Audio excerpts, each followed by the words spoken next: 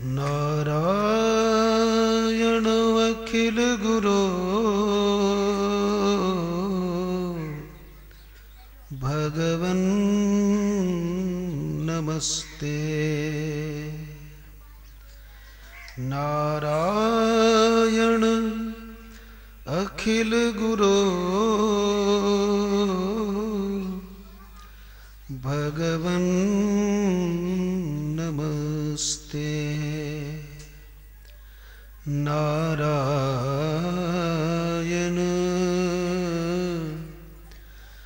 अखिल गुरो भगवन् नमस्ते। नारायण भगवान की, सद्गुरुदेव भगवान की, उमापति महादेव की, सियावर रामचंद्र महाराज की,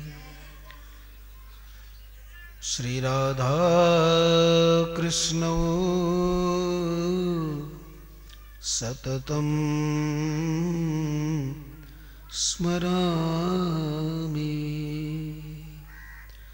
हनुमान जी महाराज की जय जय श्री, जय जय श्री हर हर महादेव।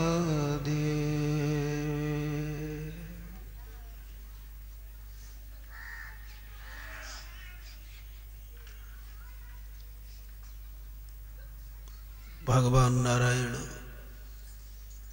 आदि गुरु हैं। गुरुओं के गुरु हैं भगवान नारायण। इसलिए जितनी भी परंपरा चली है वह नारायण से चली है।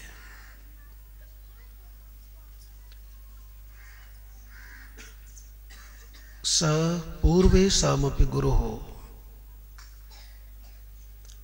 हमारे उपनिषद गाते हैं कि वह परमात्मा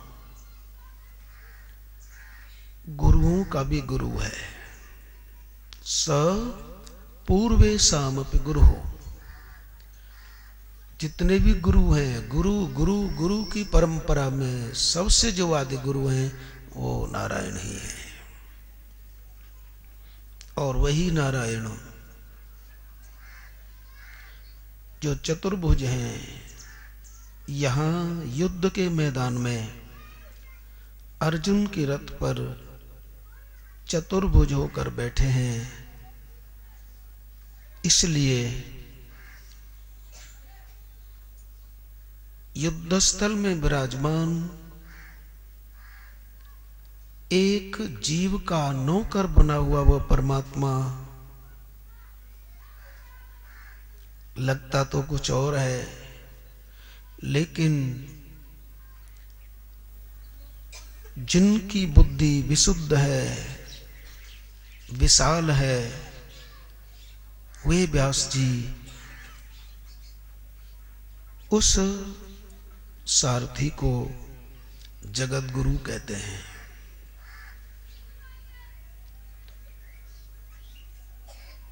जैसे कि यह निश्चित है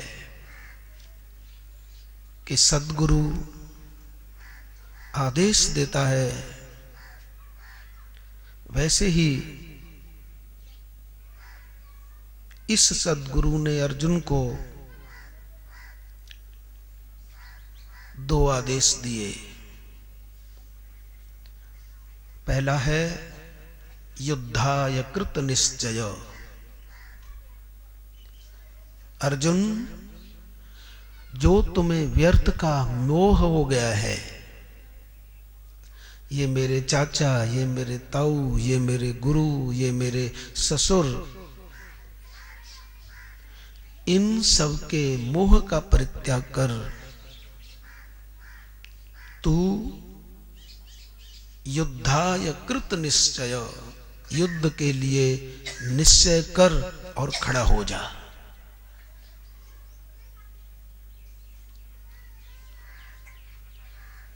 मैं धर्म की स्थापना करने के लिए आता हूं। अधर्म का विनाश मेरे अवतार का प्रयोजन है। साधुओं के प्रण की रक्षा, उनके व्रत की रक्षा, उनकी अवलिष्ट कामना का पूर्ण करने का दायित्व तो मेरा है। धर्म की स्थापना के लिए अवतरित मुझ परमात्मा को तैने जब सद्गुरु के रूप में स्वीकृत किया है, तो मेरा आदेश है, ऊपर से कुछ दिखाई देने वाले, अंदर से कुछ और, जिन्हें तू कहता है आचार्य द्रोण, पितामह भीष्म, तैने ये देखा ही तो है, विचार किया कि ये धर्म के पक्ष में लड़ रहे हैं कि अधर्म के पक्ष में लड़ रहे हैं। मैं धर्म की स्थापना करने के लिए आता हूं और तू देख ने यह अधर्म के पक्षपाती दुर्योधन का पक्ष ले रहे हैं या साक्षात धर्मावतार युधिष्ठिर का। इसलिए पहला मेरा आदेश है, युद्धाय कृत निश्चय, युद्ध के लिए निश्चय कर, खड़ा हो जा और जा। यह भगवान का प्रवृत्ति परक आदेश है। संपूर्ण शास्त्रों में दो प्रकार के ही आदेश हैं, जा और उसके बाद आ जा। जा कर्म में प्रवृत्त हो, स्वधर्म का पालन कर, युद्धाय कृत निश्चय, युद्ध के लिए अपने प्राप्त कर्तव्य कर्म के लिए जा, और उसके बाद फिर अंत में मामेकम शरणम व्रज। पहले जा और उसके बाद आ जा। सर्वधर्मान परित्यज्य मामेकम शरणम व्रज, अहम त्वा सर्व पापेभ्यो मोक्षयिष्यामि मा शुचः। जो तू कहता है इनको मार के पाप लगेगा, मैं आज्ञा देता हूं, निश्चिंत हो जा। जिस किसी का भी अहम भाव नहीं है, जिसकी बुद्धि फल में आसक्त नहीं है, ऐसा प्राणी संपूर्ण संसार की प्रलय करने के बाद भी दोष को प्राप्त नहीं होता। इनकी तो बात क्या है, यस्य नाहं कृतो भावो बुद्धिर यस्य न लिप्यते हत्वा पिस इमान लोकान हन्ते न निबध्यते। ऐसा अहम रहित हुआ प्राणी न किसी को मारता है, न किसी के द्वारा मारा जाता है। इसलिए युद्धाय कृत निश्चय, जा प्रवृत्ति धर्म का पालन कर। और ये निश्चित है कि शाश्वत शांति निवृत्ति में है। दिन में कोई कितना भी कार्य करे, लेकिन जब तक सोएगा नहीं तब तक उसे पुनः करने की ऊर्जा प्राप्त नहीं होगी। इसलिए पहले जा और उसके बाद मेरी शरण में आ जा। सर्वधर्मान परित्यज्य मामेकम शरणम व्रज। संपूर्ण धर्मों का जो फल है उसकी आसक्ति छोड़कर, धर्म नहीं बल्कि धर्म की फल में जो आसक्ति है वह छोड़कर मेरी शरण में आ जा। धर्म नहीं छोड़ना है, बल्कि धर्म का जो फल है उसकी आसक्ति छोड़नी है। क्योंकि चार प्रकार की आसक्ति है। आसक्ति भी चार प्रकार की है। नंबर एक, कर्तापन की आसक्ति, मैं करता हूं। नंबर दो, भोक्तापन की आसक्ति कि मैं भोगता हूं। नंबर तीन, किए हुए कर्म के फल की आसक्ति। और नंबर चार, चौथी जो आसक्ति है वो बड़ी विचित्र है, अकर्तृत्व आसक्ति कि मैं करता नहीं हूं। इस प्रकार की सूक्ष्म आसक्ति। मैं करता हूं ये तो छोड़ना ही है, लेकिन मैं अकर्ता हूं ये भी बोध नहीं रहना है।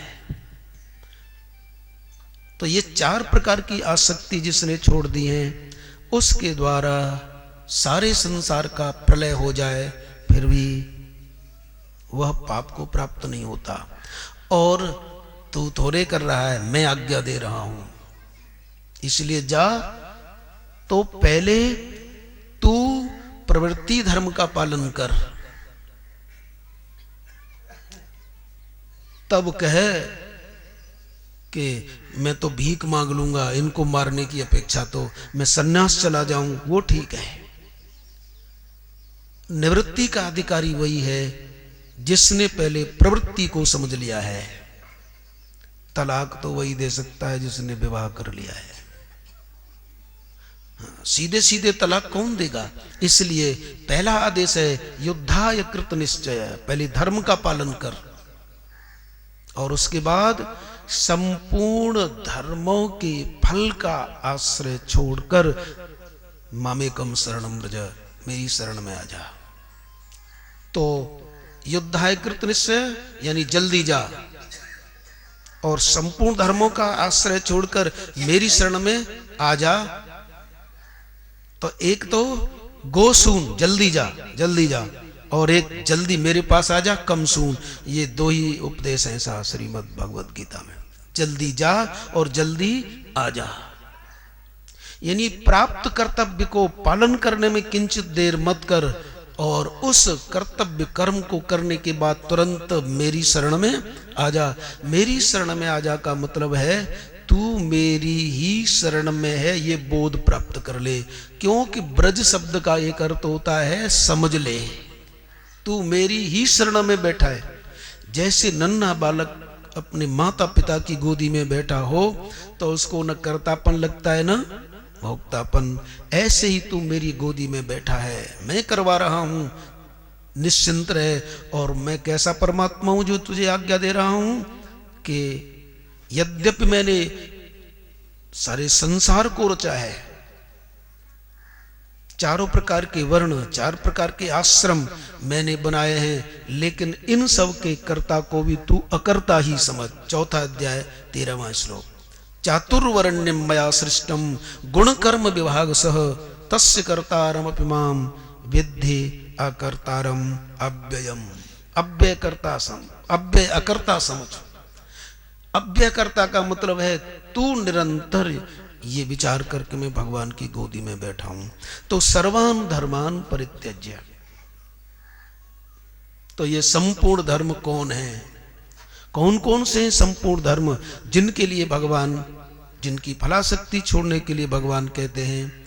तो बहुत सारा विवेचन है मनीषियों के द्वारा, लेकिन धर्म दो ही प्रकार के हैं, एक लोक धर्म और एक परलोक धर्म। इन पर अभी विचार करेंगे। आइए थोड़ा पाठ शुद्ध कर लें 15वां अध्याय, क्योंकि ये जरूरी है। भोजन से पहले ये भजन जरूरी है। भोजन शुद्ध करना है तो उससे पहले 15वें अध्याय का पाठ करने का स्वभाव डाल लीजिए। ओम श्री परमात्मने नमः।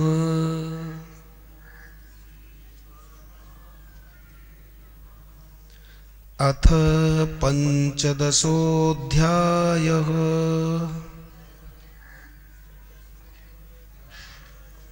श्रीभगवानुवाच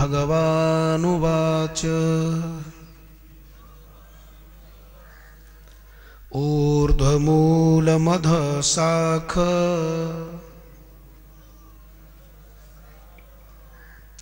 मिलकर के बोलने की कोशिश करो और जोर से बोलने की कोशिश करो। ऊर्ध्वमूलमध शाख मस्वत्थं प्राहुरव्ययम् छन्दांसि यस्य पर्णानि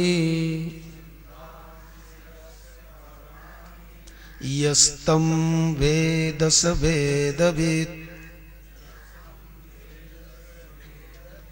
अधश्चोर्ध्वं प्रसृतास्तस्य शाखा गुण प्रवृद्धा विषय प्रवाला। अधश्च मूल्याननुसन्ततानि कर्मानुबन्धीनि मनुष्यलोके।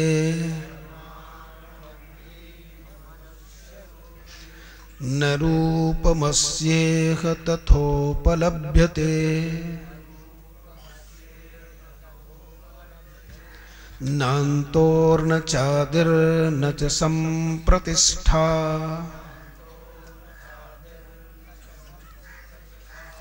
अश्वत्थमेनं सुविरूढमूल मसङ्गशस्त्रेण दृढेन चित्वा। ततः पदं तत् परिमार्गितव्यम् यस्मिन् गता न निवर्तन्ति भूय।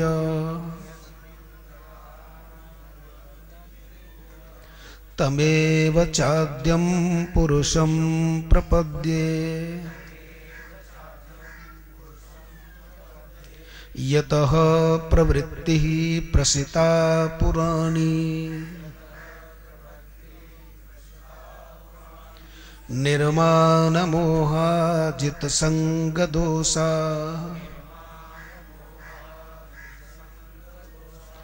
अध्यात्मनित्या विनिवृत्तकामा।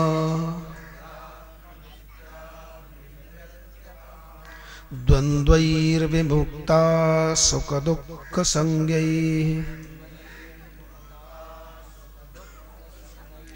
गच्छन्त्यमूढा पदमव्ययं तत्। न तद्भासयते सूर्यो न शशाङ्को न पावकः यद्गत्वा न निवर्तन्ते तद्धाम परमं मम। ममैवांसो जीवलोके जीवभूतः सनातनः। मनः षष्ठानीन्द्रियाणि प्रकृतिस्थानि कर्षति। शरीरं यदवाप्नोति यच्चाप्युत्क्रामतीश्वरः गृहीत्वैतानि संयाति। वायुर्गन्धानि वासयात्। श्रोत्रं चक्षुः स्पर्शनं च रसनं घ्राणमेव च। अधिष्ठाय मनश्चायं विषयानुपसेवते उत्क्रामन्तं स्थितं वापि भुञ्जानं वा गुणान्वितं विमूढा नानुपश्यन्ति पश्यन्ति ज्ञानचक्षुषः यतन्तो योगिनश्चैनं पश्यत्यात्मन्यवस्थितम् यतन्तोऽप्यकृतात्मानो नैनं पश्यन्त्यचेतसः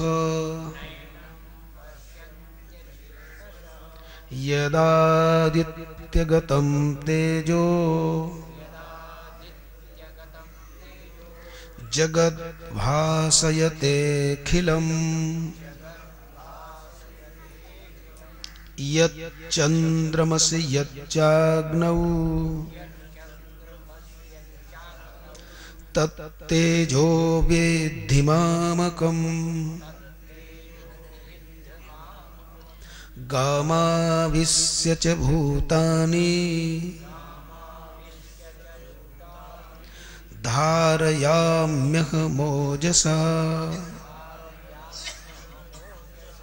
पुष्णामि चौषधी सर्वा सोमो भूत्वा रसात्मकः अहं वैश्वानरो भूत्वा प्राणिनां देहमाश्रितः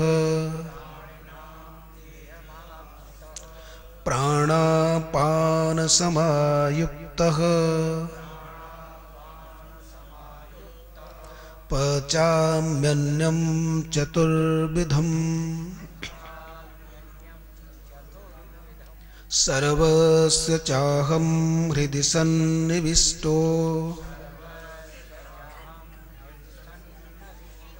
मत्तः स्मृतिर्ज्ञानमपोहनं च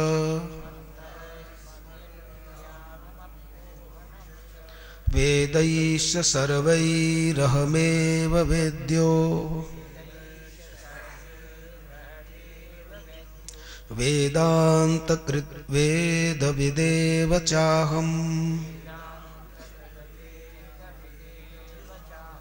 द्वाविमौ पुरुषौ लोके क्षरश्चाक्षर एव च क्षरः सर्वाणि भूतानि कूटस्थोऽक्षर उच्यते उत्तमः पुरुषस्त्वन्यः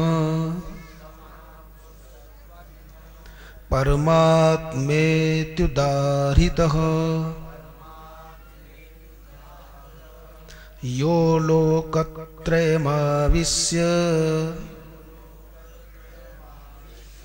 बिभर्तव्यय ईश्वरः यस्माक्षरमतीतोऽहम् अक्षरादपि चोत्तमा अतोऽस्मि लोके वेदे च प्रथितः पुरुषोत्तम यो मामेवं सम्मूढो जानाति पुरुषोत्तमम् स सर्वविद् भजति माम् सर्वभावेन भारत इति गुह्यतमं शास्त्र मिदमुक्तं मया नघ एतद् बुद्ध्वा बुद्धिमानः स्यात् कृतकृत्यश्च भारत कृतकृत्यश्च भारत। ओम तत्सदिति श्रीमद्भगवद्गीता सूपनिषत्सु ब्रह्म विद्यायां योगशास्त्रे श्रीकृष्णार्जुन संवादे पुरुषोत्तम योगो नाम पंचदशोऽध्यायः। श्रीहरये नमः। श्रीहरये नमः। श्रीहरये नमः। श्रीकृष्णार्पणमस्तु।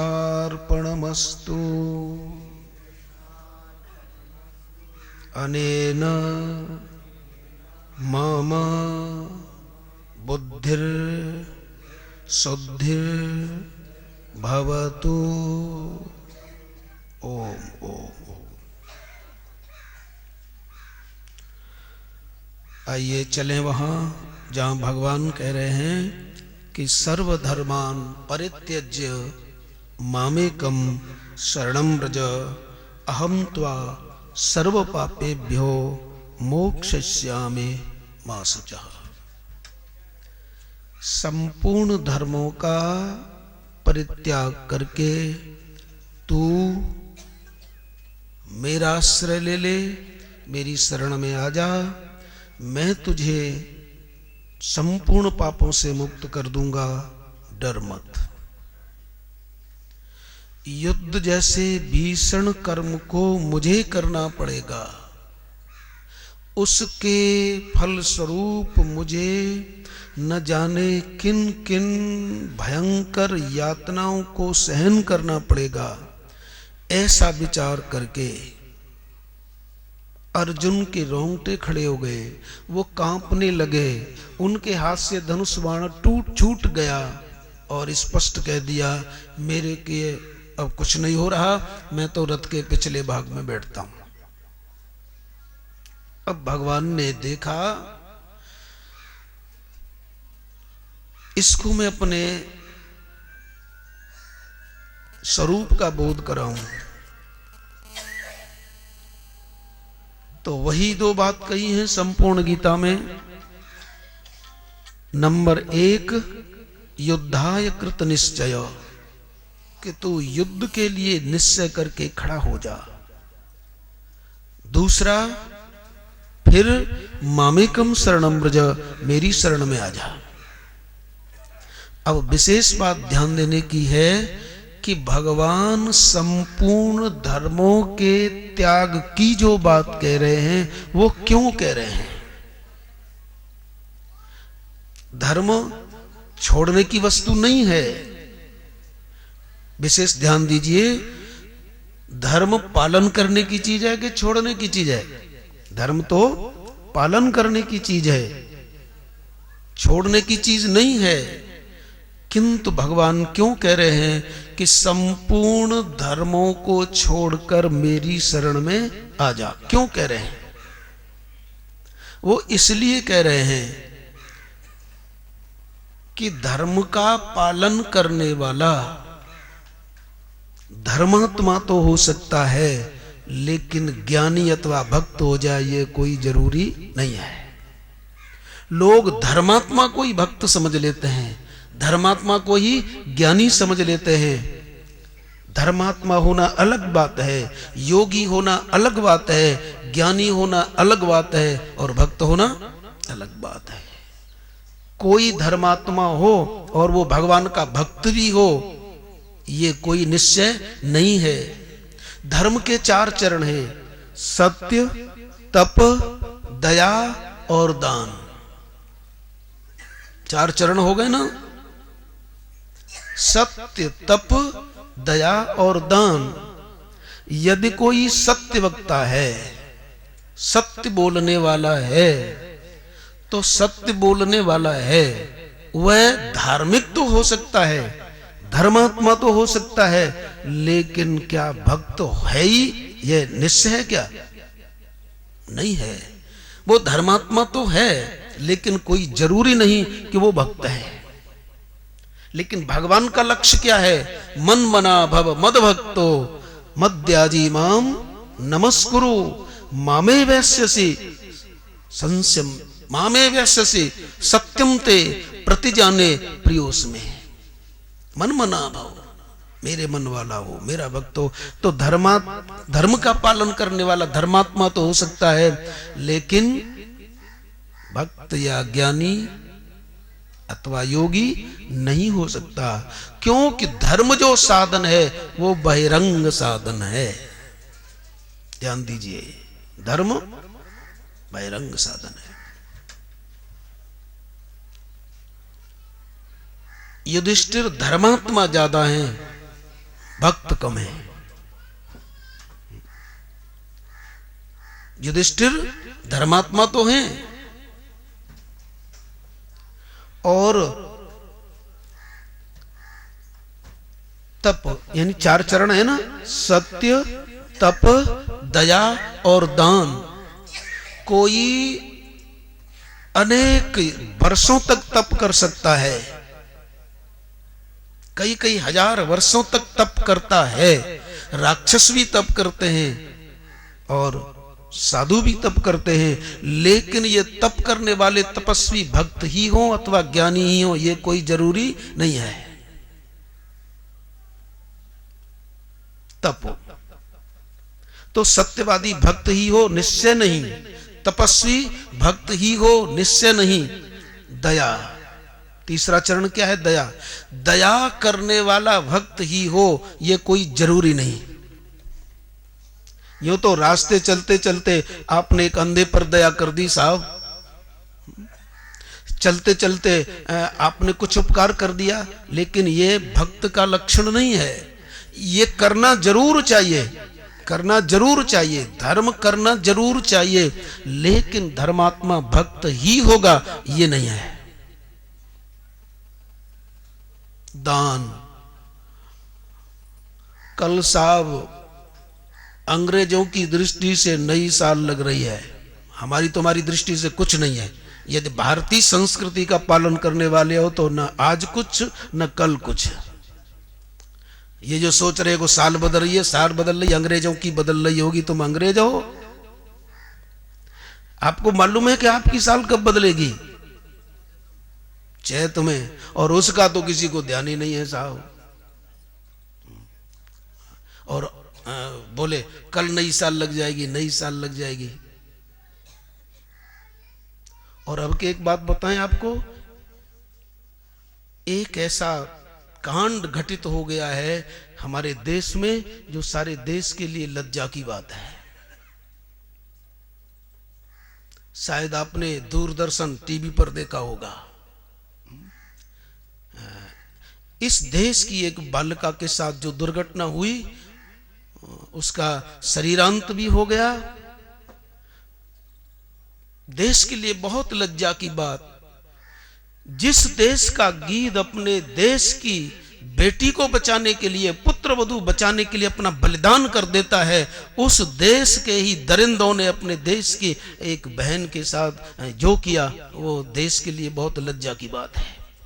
उसका शरीर छूट गया। और आपको बताऊं, वैसे इन लोगों का दिमाग फिर नहीं रहा था, लेकिन और कुछ नहीं तो ऊपर से आजकल सरकार चलाने वाले लोगों को दिमाग तो आया, और कहा उसने कि अब के हम ये जो नई साल बनाते हैं वो नहीं मनाएंगे। चलो ये कम से कम ये दिमाग तो आया। लेकिन इसने से होता क्या है? जिन्होंने कुछ भी केयर नहीं की, कुछ भी देखभाल नहीं की। नाम स्पष्ट कहता हूं उस सोनिया की जो विदेशी है साहब, कम से कम चलो उसको दिमाग तो आया कि अब कहती है कि इस बेटी के वियोग में हम साल नहीं मनाएंगे। चलो कैसे भी हो, लेकिन मैं तो ये कहता हूं कि आप साल मनाओ तो अपनी साल मनाओ, ये कोई साल नहीं है। अरे अंग्रेजों के पीछे क्यों पड़ते हो? तो खैर, चौथा दान, कल नई साल लग रही है साहब, भारत विकास समिति, श्री हरि आशीर्वाद सेवा संस्थान और भी कोई समिति हो साहब, गरीबों को कंबल बांट रही है। तो गरीबों को कंबल बांटने वाला दानी तो हो सकता है, लेकिन ज्ञानी और भक्त हो ये कोई जरूरी नहीं है। इसलिए सत्यवादी भक्त हो जरूरी नहीं है, वो धर्मात्मा हो सकता है, तपस्वी योगी हो सकता है। शेष जो दया और दान करने वाले जो हैं वो धार्मिक तो हो सकते हैं, लेकिन भगवान का भक्त हो ये कोई बिल्कुल भी निश्चित नहीं है। लेकिन भगवान कहते हैं कि जब तक तू मेरी शरण में नहीं आएगा, इस दुर्जया माया को पार नहीं हो सकता। इसलिए सर्वधर्मान परित्यज्य मामेकम शरणं व्रज, संपूर्ण धर्मों का आश्रय छोड़कर अपने हृदय में ये जरूर बिठा लेना कि धर्म का पालन करना जरूरी है। धर्म का पालन करते करते हम धार्मिक तो हो सकते हैं, लेकिन धार्मिक भी हम गणवेश की जगह गुणवेश को देख लें तो कुछ उन्नति है। हम धर्म का पालन करें, धार्मिक हो सकते हैं, किंतु बड़े बड़े महान पुरुष जब बड़े बड़े काम करते हैं तो उन्हें भी कुछ सूक्ष्म अहम बना रहता है। 21 बार पृथ्वी का दान करते हैं साहब परशुराम जी, लेकिन मन में बना रहता है कि मैं इतना बड़ा दाता हूं। सत्यवादी हरिश्चंद्र कहते हैं कि चंद्र टरे सूरज टरे, टरे जगत व्यवहार, पै दृढ़ श्री हरिचंद्र को परे टरे न सत्य विचार। ठीक है, वो सत्यवादी है, उनका सत्यवादी में नंबर है, धार्मिक है वे, लेकिन भाई ज्ञानी और भक्त की तो बात ही अलग है। तो धर्म की अपेक्षा उपासना अंतरंग है, योग अंतरंग है, लेकिन पराज्ञान और पराभक्ति ये बहुत अंतरंग है। इसलिए भगवान कह रहे हैं तू कंबल बांटता है तो बांट, लोगों के लिए भंडारा खोल रहा है तो खोल, लेकिन तू धार्मिक तो है, ये तो मानता हूं, किंतु भक्त तो तब होगा जब सूक्ष्म अहम का, फलाशक्ति का, कर्तृत्व आसक्ति का, अकर्तृत्व आसक्ति का, ये सब चारों प्रकार की जो आसक्ति है उनका परित्याग करके जब तू सहज रूप से धर्म का पालन करेगा तो ज्ञानी अथवा भक्त जैसा तेरा अंतःकरण। इसलिए सर्वधर्मान परित्यज्य मामेकम, धर्मात्मा हो सकते हो तुम। और धर्म की एक बात है साहब, धर्म उधार का सौदा है, पट जाए पट जाए, न पटे दुकान बंद, न पटा तो उधार बांट दिया, और नहीं आया तो फिर तो धर्म उधार का सौदा है। यहां करोगे तब कहीं जाकर के बाद में मिलेगा। यज्ञ, तप, दान, ये क्या है? यज्ञ यहां करोगे, लेकिन फल कहां मिलेगा साहब? स्वर्ग में। हो गया ना उधार का, पटे पटे न पटे कोई जरूरी है? यज्ञ यहां किया और फल मिला स्वर्ग में, हो गया ना उधार का। यज्ञ, तप, दान, ये सब उधार का सौदा है, लेकिन ज्ञान और भक्ति उद्धार का सौदा है। उद्धार होता है कहीं विशेष देश में, कहीं विशेष काल के बाद, लेकिन उद्धार होता है तुरंत।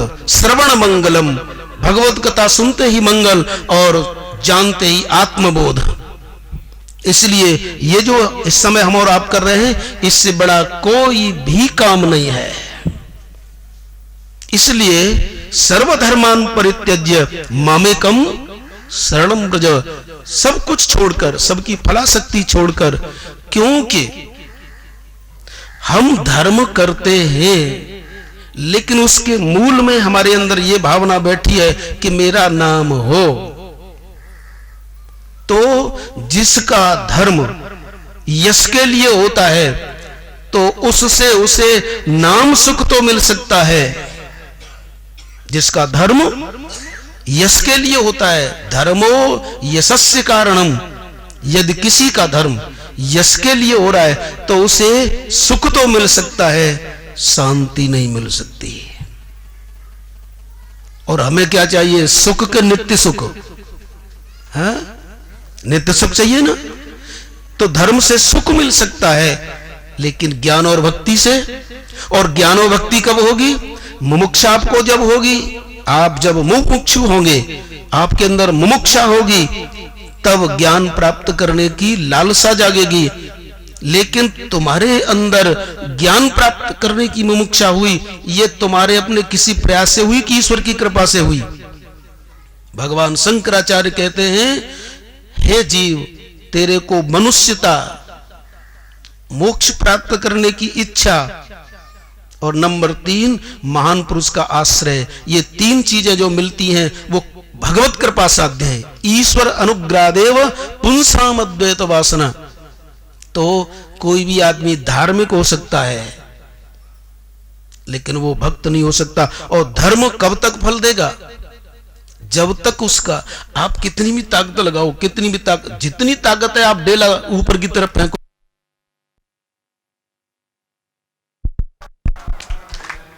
भजमन नारायण नारायण नारायण,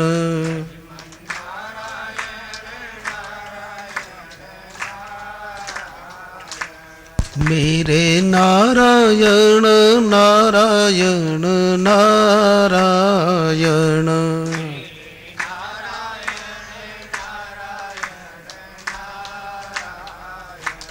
श्रीमन्नारायण नारायण नारायण,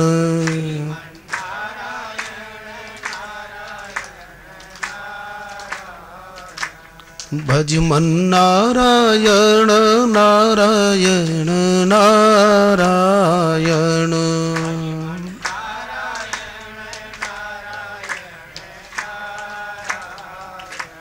श्रीमन्नारायण नारायण नारायण,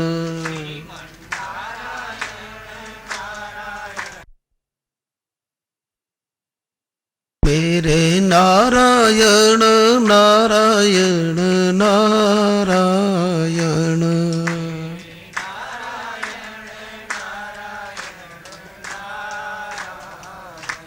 श्री हरि नारायण नारायण नारायण,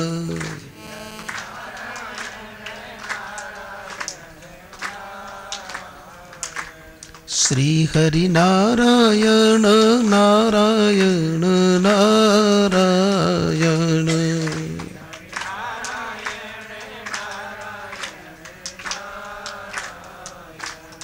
नारायण भगवान की।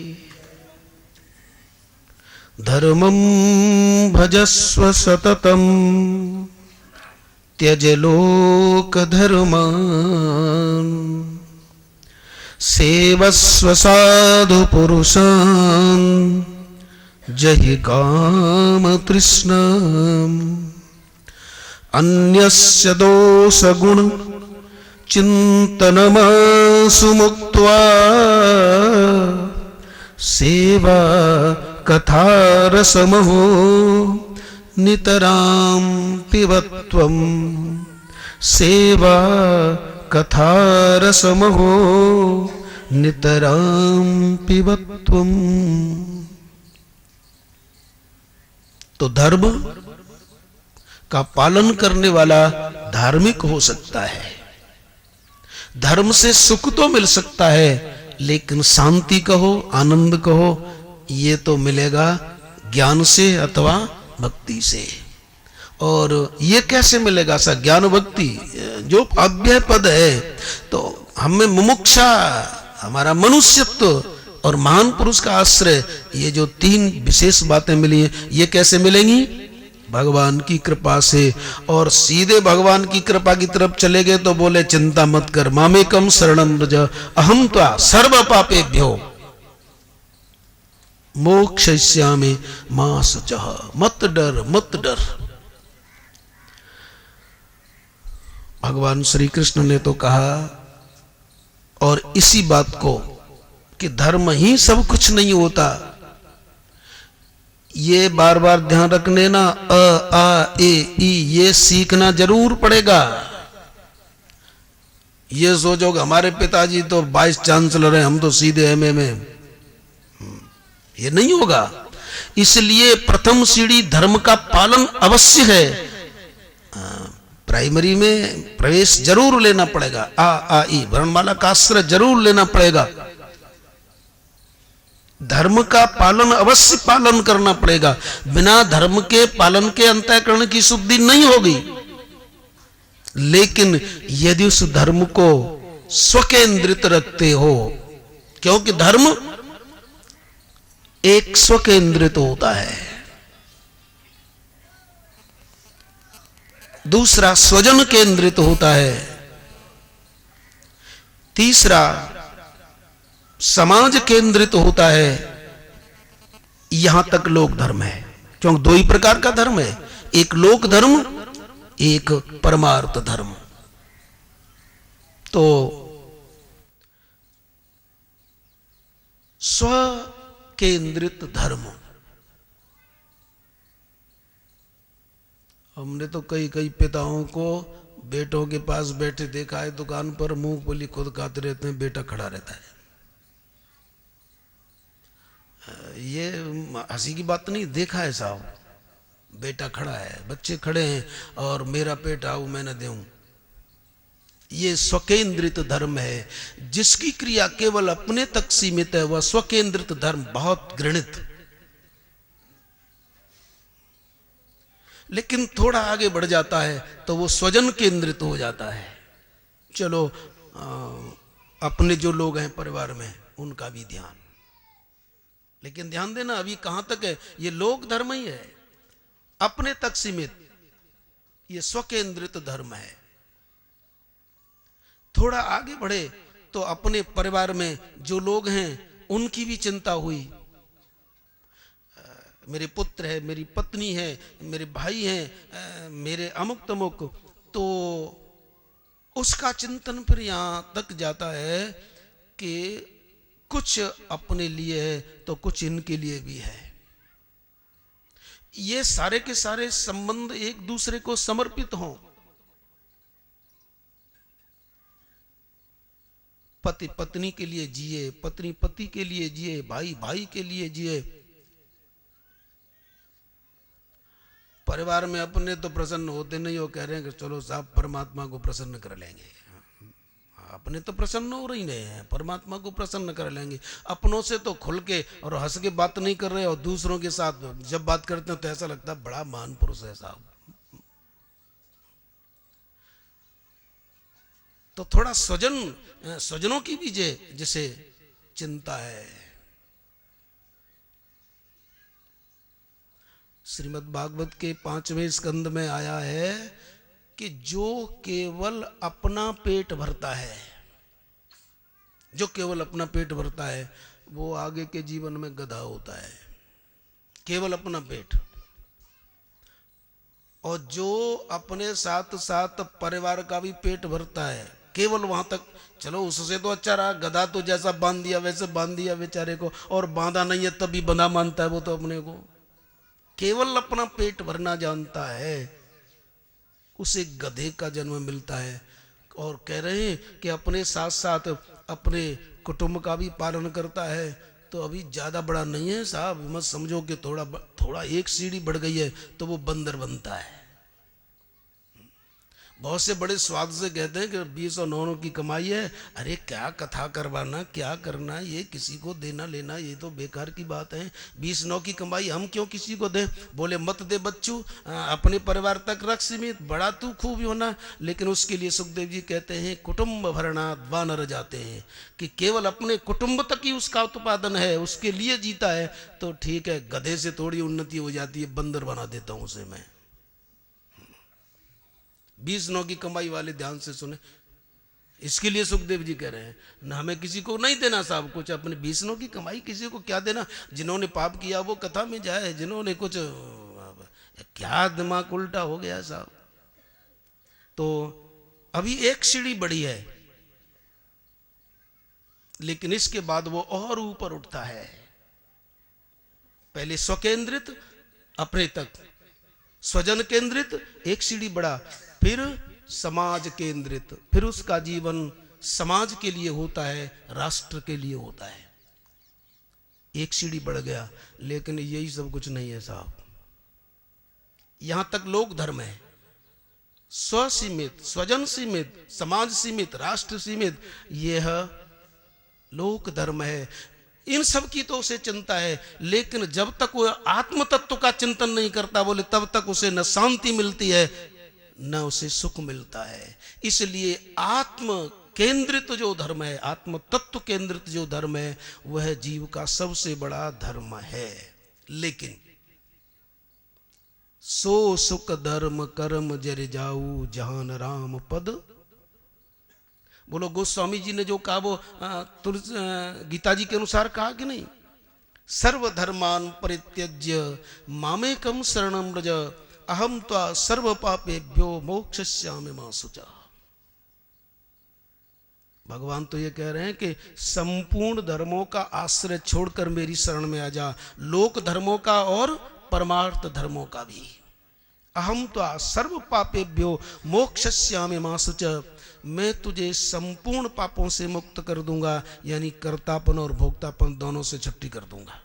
संपूर्ण पापों से मुक्त करने का मतलब कर्तापन और भोक्तापन दोनों से मुक्त कर दूंगा। मामेकम शरणम व्रज। अरे गोद में बैठ गए तो क्या करना है साहब? जब उसकी गोद में बैठे तो हमें क्या करना, तू कर। ये तो जब फीस मांगता है बच्चा, 1100 रुपये चाहिए, अब उसे क्या पता है कैसे ला रहे हैं।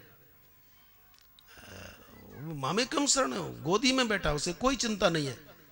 तो सर्वधर्मान परित्यज्य, तो संपूर्ण धर्मों का, और संपूर्ण धर्मों का जब हम चिंतन करते हैं तो सबसे पहले हमारी जो स्मृति है, मनु महाराज वे धर्म के 10 लक्षण बताते हैं। चरण 4 हैं, और मनु महाराज जब उसका वर्णन करते हैं तो उसके कितने लक्षण बताते हैं? 10। चलो 10 की तरफ बाद में चलेंगे, पहले इसके 4 चरणों की तरफ देख लें। क्योंकि भगवान कह रहे हैं ना, मामेकम शरणम व्रज, मेरी तरफ आ। और चलना तो किससे होगा? चरणों से ही तो होगा। सर्वधर्मान परित्यज्य मामेकम शरणम व्रज अहम त्वा सर्व पापेभ्यो मोक्षयिष्यामि मा शुचा।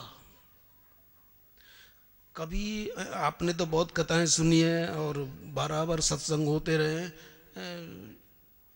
जो भी भक्त भगवान से प्रार्थना करता है तो क्या कहता है? प्रभु ऐसा करो, आपके चरणों में मेरी प्रीति हो जाए। यही तो कहते हैं, जन्म जन्म रति राम पद यह वरदान न। प्रभु आपके चरणों में मेरी प्रीति हो जाए। आपने कभी ऐसा कहता सुना भक्त को कि आपके हाथ से मेरी प्रीति हो जाए, आपकी आंख से मेरी प्रीति हो जाए, आपके हृदय से मेरी प्रीति हो जाए? आपके किसी अन्य का नाम सुना? श्रीमद् भागवत में सुखदेव जी कहते हैं कि भक्त कहता है मैं धर्म का आचरण कर रहा हूं मेरे स्वामी मेरे मालिक, लेकिन पादेस्तव प्रीतिर जाय, आपके श्री चरणों में मेरा प्रेम हो जाए। और रामचरितमानस में जन्म जन्म रति राम पद, भरत जी भी देखे बिन रघुनाथ, यानी कुछ भी करें साहब, हे प्रभु हमारी आपके चरणों में प्रीति हो जाए। कोई हाथ से प्रीति नहीं मांगता, भगवान की आंख से प्रीति नहीं मांगता, हाथ किससे मांगता है? और कौन मांगता है? बोले धर्मात्मा। बोले धर्मात्मा, ये धर्मात्मा की जब चर्चा चल रही है, बोले धर्मात्मा कहता है प्रभु जो कुछ मैंने किया है सब कर मांगे एक पल राम चरण रति। तो वहां भी किसी को भी, किसी भी ग्रंथ को उठाओ, किसी भी आचार्य को उठाओ भगवान के चरणों की तरफ, तो धर्मात्मा ये मांगता है। क्यों मांगता है? तो उस धर्मात्मा से पूछा कि इतना सब कुछ करने के बाद तुम भगवान के चरणों में प्रीति क्यों मांगते हो? उनके दिल, दिमाग, हृदय, आंख, नाक, कान कुछ से क्यों नहीं?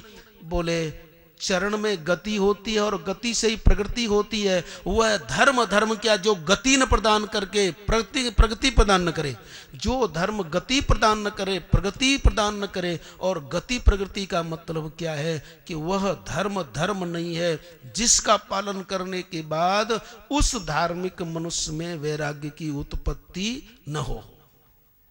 क्योंकि धर्म की पहचान है धर्मते विरते योगते ज्ञाना, ज्ञान मोक्ष पद।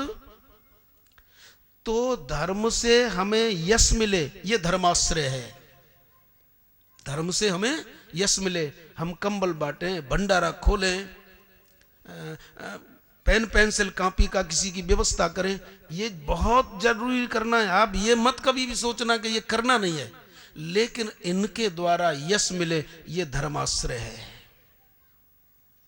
इन सब से मुझे यश मिले, मेरा नाम हो, मेरी लोकेश न बढ़े, मेरा संसार में नाम हो, ये धर्माश्रय है। लेकिन ये सब करने के बाद सब कर मांगे एक पल राम चरण रति, ये प्रभु आश्रय है।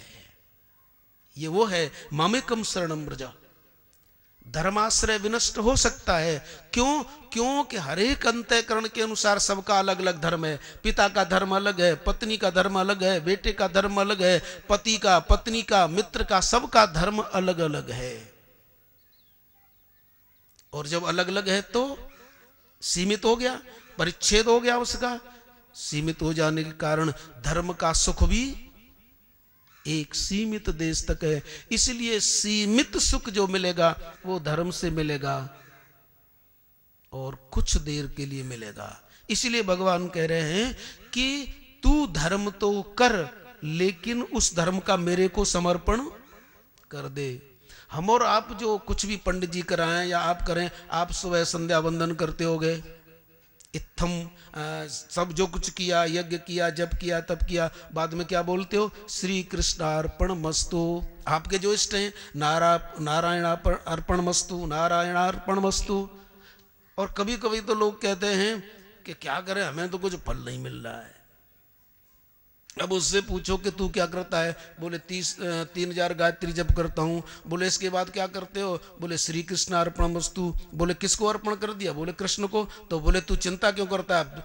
श्री कृष्ण को अर्पण कर दिया तो फल की कामना क्यों कर रहा है? वो तो वहां सुरक्षित हो गया, जब देना चाहेगा दे देगा। क्या तारीफ की बात है। कह तो रहे हैं प्रभु ले ले ले ले। भगवान कह रहे हैं कि पत्रम पुष्पम फलम तोयम, जो तू देता है मैं तुरंत ले लेता हूं, उसे सुरक्षित रखता हूं। और हम साधना भजन करते हो, कहते हैं कुछ मिल नहीं रहा। अरे मिल कर रहा, तुम्हारे पास रहा क्या? उसके पास है, जब देगा जब दे देगा। बोलते तो हैं हम श्री कृष्ण अर्पण वस्तु, नारायण अर्पण वस्तु, और फिर कहते हैं गुरु जी कोई फल नहीं मिल रहा। अरे तेरे पास रहा क्या? जब तेरे उसे समर्पण कर दिया। और इतना ध्यान देना, कोई कितना भी जोर लगा ले, एक तो बड़ी विपरीत बात ये मोह बैठा है। हम दान कर रहे हैं साहब, तप कर रहे हैं, सत्य बोल रहे हैं, दया कर रहे हैं, लेकिन हमें सुख नहीं मिल रहा। बोलो है ना सबकी जातर बात? बोले इतना बांटते हैं, अब बिल्कुल सत्य बोलते हैं, गरीबों को देते हैं, कमजोरों को सुरक्षित रखते हैं, ये सब करते हैं, लेकिन सुख नहीं मिल रहा। अरे सुख के रास्ते पर तू जा कहां रहा है जो तेरे को सुख मिले? लोगों का कभी कभी बड़ा भ्रम है कि धर्म से सुख मिलता है। सुख पुण्य से मिलता है, धर्म से नहीं मिलता। शिव ददीच हरिचंद नरेसा सहे धर्म हित कोटि, तो पुण्य से सुख मिलता है, धर्म से सुख नहीं मिलता। कर्तव्य से सुख नहीं मिलता, कर्तव्य धर्म है। फिर कहोगे पुण्य क्या है? ये भी तो फिर शंका हो रही हो कि फिर धर्म क्या है और पुण्य क्या है। तो पुण्य कहते हैं जो हमने धर्म किया है उस धर्म का हम आश्रय न लें, अहंकार रहित किया हुआ धर्म ही पुण्य है। और पुण्य का मतलब है वह क्रिया जो हमारे अंतःकरण को पवित्र कर दे, हमारे अंतःकरण को पवित्र कर दे, वह क्रिया पुण्य है। और जिसका अंतःकरण पवित्र है उसे कोई गाली भी दे तो उसे सुख होगा न दुख होगा। जिसका अंतःकरण पवित्र है, तो बोलो किसी ने उसे गाली दी तो पवित्र अंतःकरण के द्वारा, अंतःकरण पवित्र है, मन पवित्र, बुद्धि पवित्र, चित्त पवित्र, अहिंत पवित्र, तो ये किसी ने गाली दी तो वो क्या समझेगा, मेरे को थोड़े देर मैं कोई शरीर हूं। तो सुख आपको उस धर्म के द्वारा मिलेगा कि पुण्य के द्वारा मिलेगा। धर्माश्रय का परित्याग कर दोगे तो अंतःकरण पवित्र होगा। पवित्र अंतःकरण को पुण्य बोलते हैं और उसी पुण्य को सुख बोलते हैं। लेकिन ये अभी सुख ही है, नित्य सुख नहीं है। इसलिए सर्वधर्मान परित्यज्य मामेकम शरणं व्रज।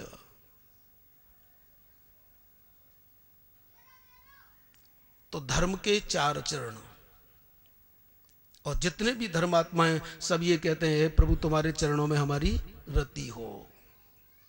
अब आ जाइए धर्म के 4 चरण। नंबर 1 सत्य, नंबर 2 तप, नंबर 3 दया, और नंबर 4 दान। सत्य, तप, दया और दान। आप सत्य बोलते हैं, धार्मिक हैं। आप कर्तव्य कर्म पालन करने के लिए जो कष्ट आता है उसे सहन करते हैं, तपस्वी हैं, धार्मिक हैं। आप कमजोरों पर कृपा करते हैं, दया करते हैं, धार्मिक हैं। और जिसको जिस बात की जरूरत है आपके पास है आप उसे दे देते हैं, दान करते हैं, आप धार्मिक हैं। लेकिन ये निकाल देना कि भक्त हो। असल में है तो कुछ और समझ बैठे हैं कुछ साहब।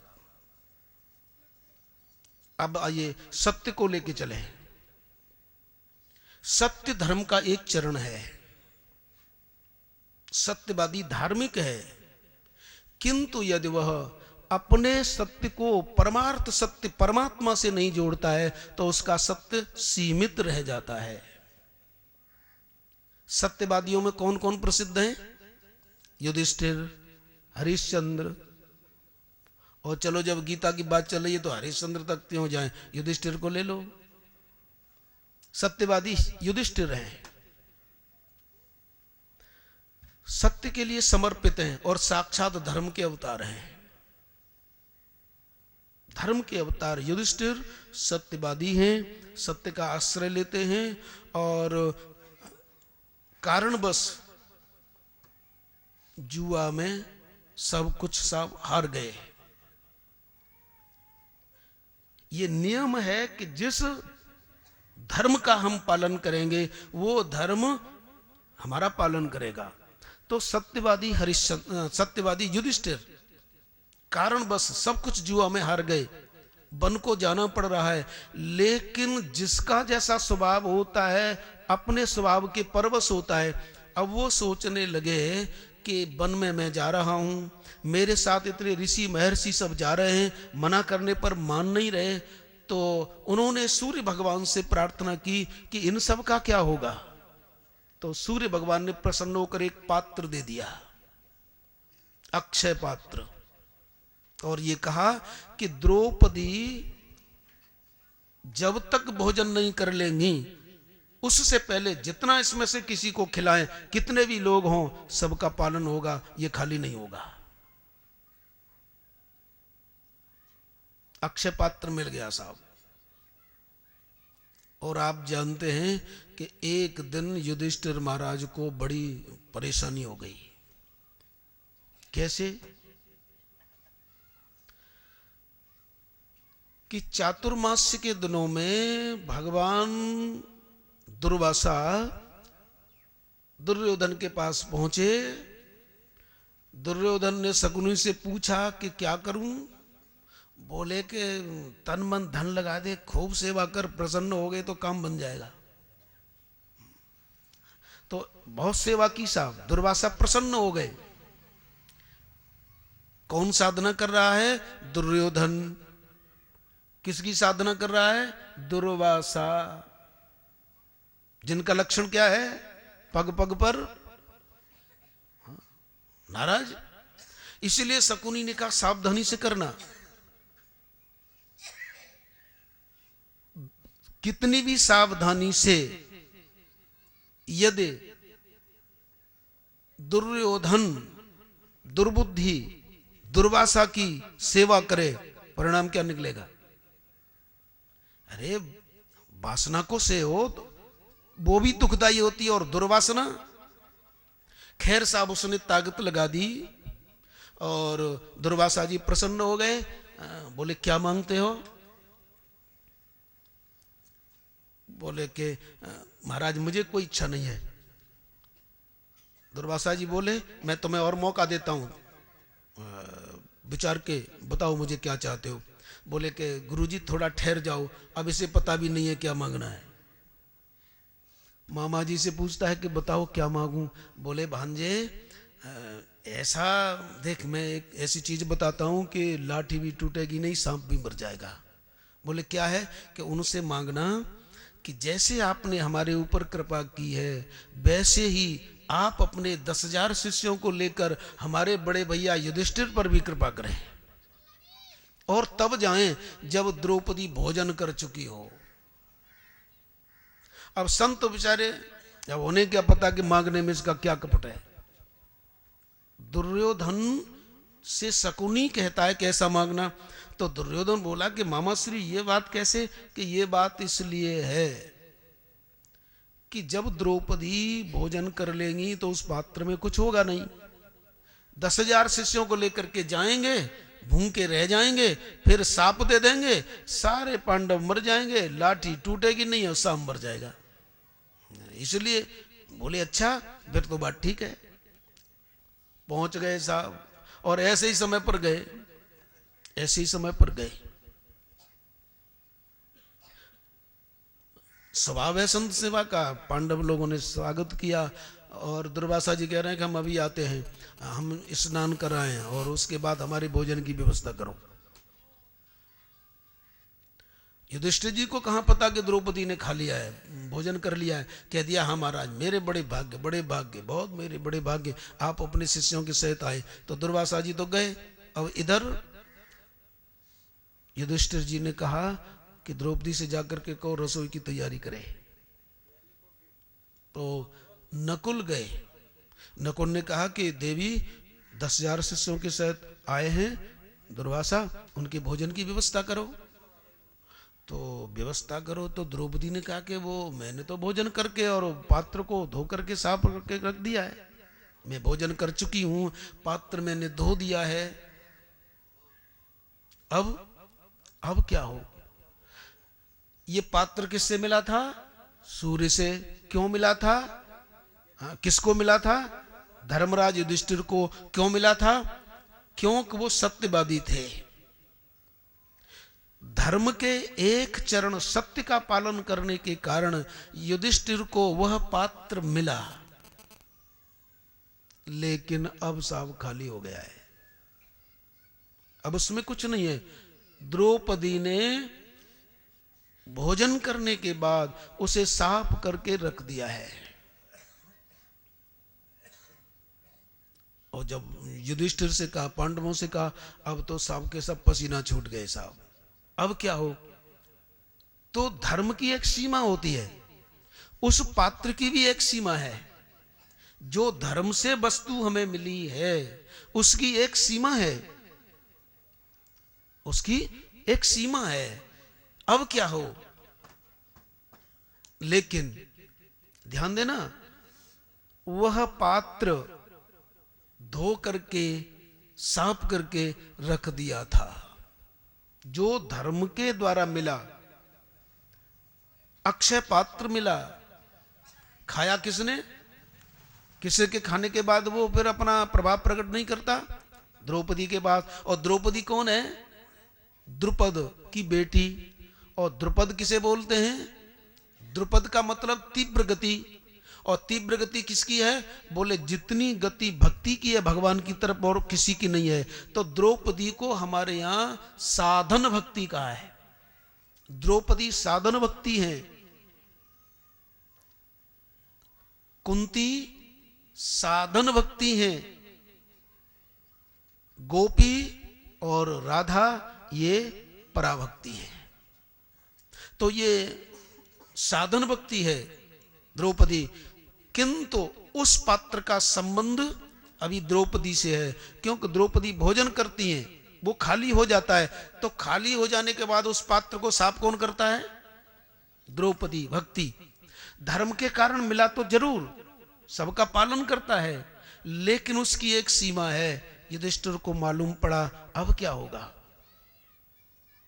और जब धर्म की सीमा समाप्त हो जाती है, लेकिन धर्म का संबंध वो पात्र अधिकांशतः किसके पास रहता है?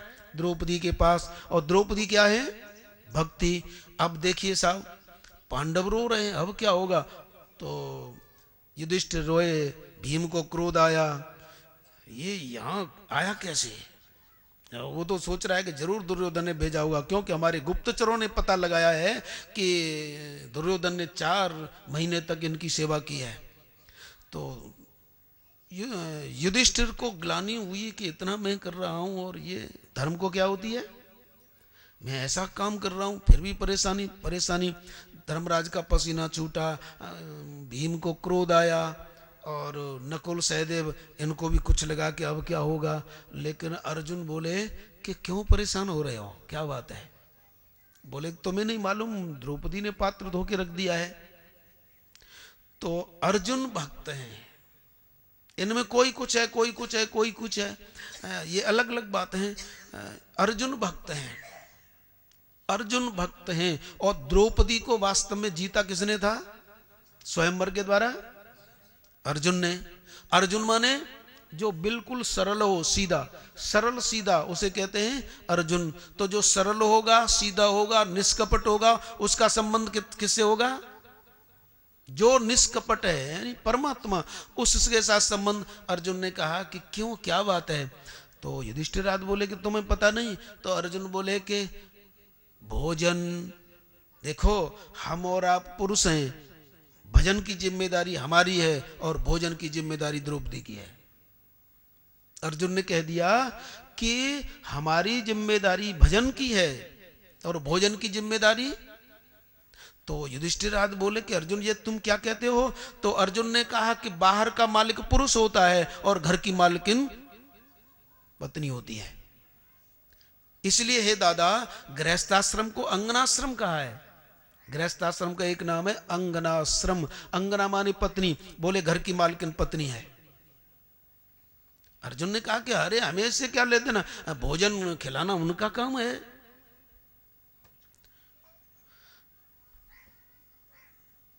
थोड़ी देर के लिए रुके अर्जुन और द्रौपदी के पास गए। बोले देवी, 10,000 शिष्यों को भोजन कराना है और उनके गुरु दुर्वासा उनको। तो द्रौपदी बोलती है कि वो तो हो जाता, लेकिन अब मैंने तो धो करके खाली साफ करके रख दिया। अर्जुन बोले ये तुम जानो, तुम्हारा काम जाने। अर्जुन कह करके चले आए। तो जिसने अपने आप को समर्पित कर दिया है भगवान को, जो बिल्कुल सरल है, वो तो सा आ गए अपने भाइयों में। उधर द्रौपदी ने विचार किया अब क्या होगा, क्योंकि ये पत्नी का कर्तव्य है कि अपने पति के धर्म पर आंच न आए। अब द्रौपदी विचार करने लगी कि हम गृहस्थाश्रम में रहते हैं और हमारे यहां से अतिथि बिना खाए चला जाए तो ये तो बड़ी गड़बड़ है। क्योंकि गृहस्थ का सबसे पहला धर्म है अतिथि देवो भव। हम कह तो लेते हैं कि हम गृहस्थ हैं, लेकिन कोई आ जाए तो वहां चले जाओ, वो वहां मिलेगा भोजन आपको। गृहस्थ हैं हम। द्रौपदी ने सोचा कि ये तो बड़ी संकट की बात है। तुरंत साहब अपने कन्हैया को पुकारने लगी। धर्म से मिलने वाला पात्र धर्म से जो मिला था, सत्य के आश्रय से जो पात्र मिला था, वो अब कुछ नहीं कर रहा है। लेकिन क्योंकि वह सत्य के द्वारा मिला पात्र द्रौपदी के हाथों में रहता है, भक्ति के हाथों में रहता है, इसलिए अब भक्ति विचार कर रही है अब क्या होगा। और भक्ति का सबसे बड़ा बल क्या है? निर्भरता, विश्वास। बिन विश्वास भगति नहीं, तेहि बिन द्रवहीन राम। द्रौपदी ने विचार किया, मेरे सखा, मेरे कृष्ण, यदि आज दुर्वासा और उनके शिष्य भूखे चले गए तो लगता है कि तुम्हारे मित्र नहीं रहेंगे। उसको कहने के लिए क्या देरी होती है, कोई व्याकुल होकर के रो करके तो देखे। हम प्रार्थना तो उससे जरूर करते हैं, लेकिन ऐसा लगता है कहीं दूर बैठा है। प्रार्थना तो जरूर करते हैं, लेकिन वही टैप रिकॉर्ड की तरह। जब हमें ये अनुभव होने लगे कि हमारे पास बैठा है, तो द्रौपदी विचार करने लगी, मेरे मित्र, मेरे कृष्ण, मेरे सखा, ये तुम्हारे मित्र आज नहीं रहेंगे। ये चले जाएं कोई बात नहीं, लेकिन फिर दुनिया में कीर्ति नहीं रहेगी कि सदाचरण पर चलने वाले लोगों का ये हाल होता है। बाहर पांडव बैठे हैं, भीतर द्रौपदी बैठी हैं, और पट्टा पता नहीं कब घुस गया घर में है। अच्छा, बाहर जब बैठे थे उन्हें मालूम पड़ना चाहिए था कि नहीं पड़ना चाहिए था? पांडवों को मालूम पड़ा नहीं साहब। और अंदर द्रौपदी के सामने प्रकट होकर के बोलता है कि सखी भूख लगी है, मैं भूखा हूं, कृष्णे मैं भूखा हूं। जैसे ही आंख बंद करके द्रौपदी बैठी, कृष्ण ने शब्द सुना, आंख खोली, और जब देखा कि कृष्ण भोजन मांग रहे हैं, और ज्यादा रोने लगी। तो भगवान बोले कि बहन तुम रोती क्यों हो? बड़ा सुंदर वर्णन है सा मूल महाभारत में। द्रौपदी कहती हैं कि सब कुछ नष्ट हो जाता। वैसे मैं सोच रही थी कि मेरे पतियों का क्या होगा, मैं सोच रही थी कि गृहस्थ धर्म का क्या होगा, लेकिन अब जब तुम भी मेरे से आकर के भोजन मांगते हो तो गृहस्थी नष्ट हो जाए, मेरा सब कुछ चौपट हो जाए, मेरा यश नष्ट हो जाए, लेकिन मैं तुम्हें भूखा नहीं देख सकती। रोना तो इस बात का है कि मैं तुम्हें भी भोजन नहीं खिला सकती। अब द्रौपदी को पतियों की चिंता नहीं है, किसी गृहस्थ धर्म की चिंता नहीं है। अब तो इसलिए रो रही है कि तुम्हें मैं भोजन नहीं दे पाऊं, ऐसा अब आज मैं तुम्हें भी भोजन नहीं खिला सकती। भैया मैंने साफ करके रख दिया है। भगवान बोले मुझे ज्यादा भूख लग रही है और तुम कह रही हो साफ करके रख दिया है। ऐसा है द्रौपदी, उस पात्र को दिखाओ, मुझे उस पात्र को तो दिखाओ।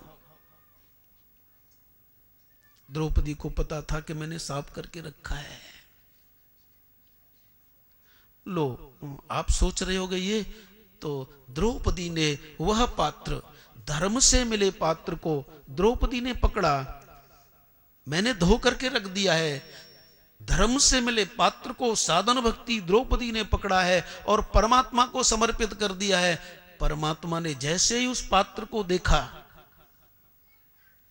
धर्म से मिलने वाले उस पात्र को साधन भक्ति द्रौपदी ने पकड़ करके परमात्मा को दिया। ये लो देखो, अब धर्म किसको समर्पित हो गया? परमात्मा को। ये लो देखो भैया। तो जैसे ही उस परमात्मा ने देखा, उस पर एक छोटा सा साख का पत्ता चिपटा रह गया। और ये क्या कहता है?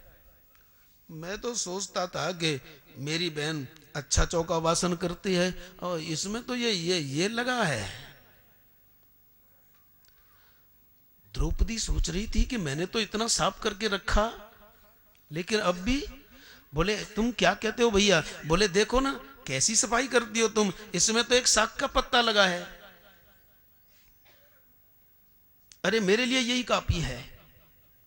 और जब इस कथा को वैशंपायन जी सुना रहे हैं जन्मेजय को, तो जन्मेजय कहता है गुरुजी, द्रौपदी ने, हमारी दादी ने उसे साफ करके रखा और फिर भी उसमें एक पत्ता कैसे रह गया? तो वैशंपायन जी कहते हैं ये द्रौपदी साधन भक्ति हैं, और साधन भक्ति साधक कितना ही प्रयास करे, वो ये सोचे कि मैंने साफ करके रख दिया है, लेकिन कहीं ना कहीं गंदगी जरूर चुपकी होगी, और वो भगवान ही दूर कर सकते हैं उसे। उस गंदगी को भगवान ने खाया। अरे विश्वात्मा तृप्यंताम, कि इससे विश्व की तृप्ति हो जाए, 10,000 की तो बात क्या, और भी आ जाए तब भी। तो साधन भक्ति द्रौपदी है, उसे ऐसा लग रहा है कि मैंने बिल्कुल साफ कर दिया है। कभी कभी हमको भी भ्रम हो जाता है कि अब हम पूरे हो गए साहब, हमने बिल्कुल साफ कर दिया है, हमने बिल्कुल साफ करके रख दिया, हमें भी भ्रम हो जाता है। लेकिन जब उस परमात्मा के द्वारा उसका निरीक्षण होता है तो कहता है, अरे पागल, अभी गंदगी चुपटी है। जब परमात्मा उसे देखता है तो यह गुण साधनते तुम्हारी कृपा, पूरी सफाई तो साहब उससे होगी। अविद्या का पर्दा हम उठाएं, योग माया का पर्दा वो उठाए, फिर दोनों आमने सामने हो, हम तुम्हारे सामने और तुम हमारे सामने, इस तरह हो जाएं दोनों। तो धर्म के द्वारा जो मिला, धर्म के द्वारा जो मिला एक सीमित था, लेकिन जब तक वो परमात्मा के हाथों में नहीं पहुंचा तब तक तो बस एक सीमित। इसीलिए कहते हैं सर्वधर्मान परित्यज्य मामेकम, धर्म तो जरूर कर। युधिष्ठिर धर्मात्मा न होते तो पात्र मिलता नहीं मिलता, इसलिए धर्म तो जरूर कर। क्योंकि हमारे उपनिषद गाते हैं सत्यम बद धर्मम चर, धर्म का पालन कर। तो सो सुख धर्म कर्म जर जाऊ, जहान राम पद पंकज भाऊ। और देखिए साविनी का, जब सत्य की बात चली तो और देखो, युधिष्ठिर सत्यवादी हैं, धार्मिक हैं, लौट करके आ गए, लौट करके आए, और आपको मालूम है कि 12 वर्ष का वनवास, 1 वर्ष का अज्ञातवास, बहुत प्रयास किया सबने कि युद्ध न हो। युद्ध प्रारंभ हुआ, और युद्ध प्रारंभ हुआ, भीष्म जी बाणों के द्वारा सरसैया पर सो रहे हैं, द्रोणाचार्य जी बहुत बीभत्स युद्ध कर रहे हैं। ऐसा लगता है कि ये भीष्म से भी ज्यादा भयंकर हैं। पांडवों की सेना तहस नहस होने लगी। युधिष्ठिर भगवान श्री कृष्ण की तरफ देखने लगे, अब क्या हो? तो भगवान श्री कृष्ण कहने लगे, एक उपाय है, इन द्रोणाचार्य की मृत्यु तब हो सकती है जब कोई इन्हें सुनाए कि तुम्हारा अपना कोई निजी संबंधी मर गया। क्योंकि द्रोणाचार्य को ये मालूम था, उनको ये साफ था कि जिस दिन तुम्हारे निकटस्थ की मृत्यु हो जाएगी उसी दिन तुम्हारी मृत्यु हो जाएगी। जिसे तुम अपना मानते हो उसकी मृत्यु का समाचार, तुम्हारे निकटस्थ अपने की मृत्यु का समाचार जैसे ही तुम्हें मिलेगा तुम भी मर जाओगे। ये तो हुआ लोक पक्ष। अध्यात्म पक्ष क्या है इसका? ये द्रोणाचार्य कौन है? द्रोण कहते हैं घड़े को। द्रोण माने एक, द्रोण का एक होता है घड़ा, और घड़ा का मतलब एक सीमित देश, परिच्छिन्नता। और द्रोण का दूसरा अर्थ होता है आसक्ति। द्रोण माने घड़ा, द्रोण माने आसक्ति, और इसको सुधरी भाषा में बोलते हैं ममता। और द्रोणाचार्य को किसी ने क्या कहा कि जिस समय तुम अपने अत्यंत निकटस्थ संबंधी की मृत्यु का समाचार सुनोगे तुम मर जाओगे। किसी भी ममतावान व्यक्ति का यदि ममतास्पद वस्तु का विनाश हो जाता है तो फिर क्या होता है? गया ना काम से। चलो खैर वो पक्ष है, लेकिन आओ सर्वधर्मान परित्यज्य मामेकं शरणं व्रज। सत्य केवल अपने तक सीमित रहता है, क्योंकि अभी बताया ना कि धर्म स्वकेंद्रित, स्वजन केंद्रित, समाज केंद्रित। तो जब तक अपना धर्म स्वकेंद्रित रहता है, केवल अपने तक, तो वह लोक धर्म होता है, और लोक धर्म शाश्वत शांति नहीं देता। तो भगवान श्री कृष्ण ने युधिष्ठिर से कहा कि मुझे मालूम है इनकी मृत्यु का पता, कैसे मरेंगे। तुम जाकर के कह दो कि अश्वत्थामा मारा गया। और अश्वत्थामा कौन थे? द्रोणाचार्य के पुत्र। तुम कह दो। भगवान ने कहा तुम कह दो। लेकिन युधिष्ठिर सोचने लगे, चुप हो गए। सोचने लगे कि मैं कैसे कह दूं। अब देखना, यहां धर्म का पालन तो है, लेकिन वो यश के लिए है। सत्य का पालन युधिष्ठिर कर रहे हैं, लेकिन सोच रहे हैं कि यदि मैं सत्य झूठ बोल देता हूं, क्योंकि अश्वत्थामा मरा नहीं, और यदि मैं झूठ बोलता हूं तो मेरा अपयश हो जाएगा। यानी उनका सत्य का पालन परमात्मा की प्राप्ति न हो करके अपने यश के लिए है। इसलिए सोचने लगे कि ये तो गड़बड़ हो जाए, मैं झूठ बोल दूं, अब तक का कमाया कमाया वैसे ही। तो सत्यवादी धर्मात्मा हो सकता है, लेकिन भक्त नहीं हो सकता। और भक्त का क्या क्या लक्ष्य होता है कि परम धर्म ये नाथ हमारा सिर धरे आयसु करिय। ये हमारा परम धर्म है, आप कहो तो सही हम करें। भक्त को भगवान कहते हैं तुझे ये करना है, बोले हम राजी हैं उसी में जिसमें तेरी रजा है। तो धार्मिक सोच सकता है, योगी सोच सकता है, तपस्वी सोच सकता है, परोपकारी सोच सकता है, क्योंकि ये सब धार्मिक हैं। लेकिन भक्त कहता है कहो तो सही, हम सब कुछ करने के लिए तैयार हैं, क्योंकि भक्त में धृति होती है। और धृति का मतलब, जो मनु महाराज ने कहा ना कि धृति होती है, धृति का मतलब है धैर्य। और धैर्य केवल ये मन सोचना कि सुख दुख परेशानी द्वंद्व आए, द्वंद्व आया, द्वंद्व आ गया, और उस द्वंद्व में यदि आप निर्विकार हैं तो आपका धैर्य पक्का। यदि ये जो आपकी धीरता है, मजबूरी है, तो वो धृति नहीं है। अच्छा जाड़ा पड़ रहा है साहब, और बेबस होकर के हम सर्दी को सहन कर रहे हैं, तो ये धृति है कोई? धृति का वास्तविक लक्षण बताया है कि भक्त की धृति का स्वरूप है कि वह सुख दुख ही नहीं बल्कि मान अपमान में भी सम रहता है, इसलिए उसकी वो धृति है। तो आइए, युधिष्ठिर सोच रहे हैं कि यदि मैं झूठ बोल दूंगा तो मेरा अपयश हो जाएगा। तो युधिष्ठिर को अपने यश की चिंता है कि भगवान की चिंता है? अब उन्हें अपने धर्म का आश्रय ही अच्छा लग रहा है, उन्हें धर्म बड़ा लग रहा है, और भगवान की बात, जबकि शास्त्र का वर्णन है धर्मस्य प्रभु अच्युतः। धर्म के स्वामी कौन है? भगवान। और इधर धर्मराज युधिष्ठिर विचार कर रहे हैं कि मैंने झूठ बोला और संसार में मेरी बदनामी हुई। तो उनका धर्म यश के लिए है। भगवान मुस्कुराए और मानो कहने लगे इसलिए तो दादा मैं तेरा रथ नहीं हाँक रहा हूं, नहीं तो बड़े का रथ हाँकना चाहिए था ना।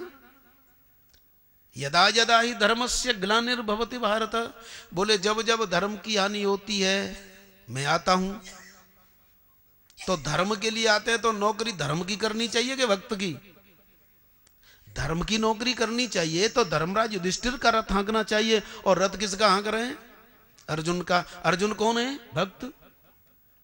शायद हम कई बार बता चुके हैं कि धर्मराज युधिष्ठिर धर्म है, भीम योगी है, अर्जुन भक्त हैं, नकुल सहदेव ज्ञानी और विरागी हैं। तो धर्म के लिए मैं आता हूं। तो इस दृष्टि से उन्हें रथ किसका हाँकना चाहिए था? युधिष्ठिर का। लेकिन भगवान मन ही मन कहने लगे इसलिए तेरा रथ नहीं हाँक रहा हूं दादा कि तुझे अपने धर्म का सहारा है, मेरा सहारा नहीं है। तो जिन्हें धर्माश्रय होता है वो सोचते हैं कि दुनिया में मेरा नाम हो, नाम हो, नाम हो। तो युधिष्ठिर को लगा कि मैं बदनाम हो जाऊंगा, इसलिए भीम की तरफ देखा, बोले कि अब मैं क्या कहूं, अब बड़ा ही नहीं मान रहा। तो बोला अब क्या करूं? बोले तुम एक काम कर सकते हो। बोले क्या? बोले ऐसा है कि अश्वत्थामा नाम का एक हाथी है, उस हाथी को मार दो।